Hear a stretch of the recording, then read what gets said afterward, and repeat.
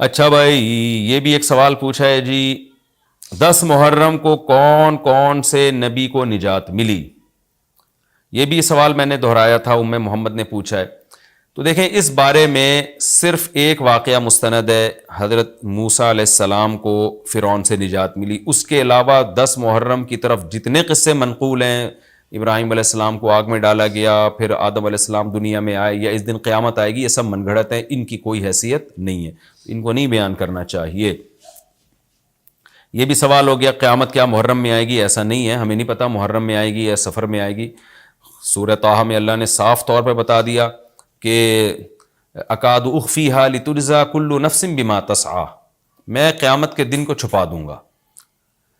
اللہ نے کسی کو نہیں بتایا کس دن آئے گی، وہ آئے گی تو اچانک آئے گی۔ اچانک وہی چیز ہوتی ہے جس کی ڈیٹ کا ہمیں علم نہیں ہوتا۔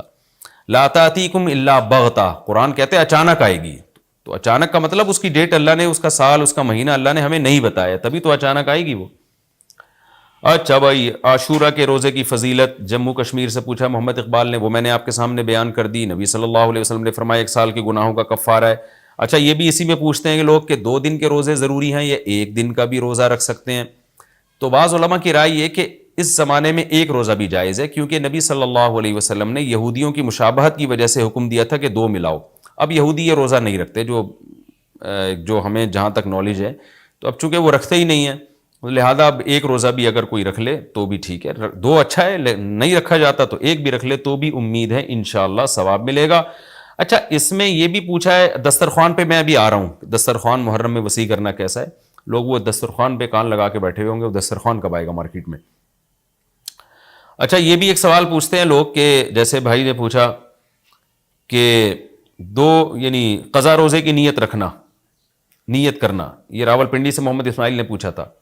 خوب سمجھ لیں، جن دنوں کا بھی کوئی فضیلت ہے نا روزہ رکھنے کی، جیسے پیر جمعرات کے روزے کی فضیلت ہے، ایام 20 کے روزے کی فضیلت ہے، اسی طرح 10 محرم کے روزے کی فضیلت ہے، اسی طرح 9 ذی الحجہ کے روزے کی فضیلت ہے، ان میں آپ قضا کی نیت نہیں کر سکتے۔ اگر قضا روزے کی نیت کی تو قضا روزے کا ثواب ملے گا، اس دن کے ثواب سے آپ محروم ہو جائیں گے۔ خوب سمجھ لیں، شوال کے 6 روزوں میں بھی ایسا ہی ہے۔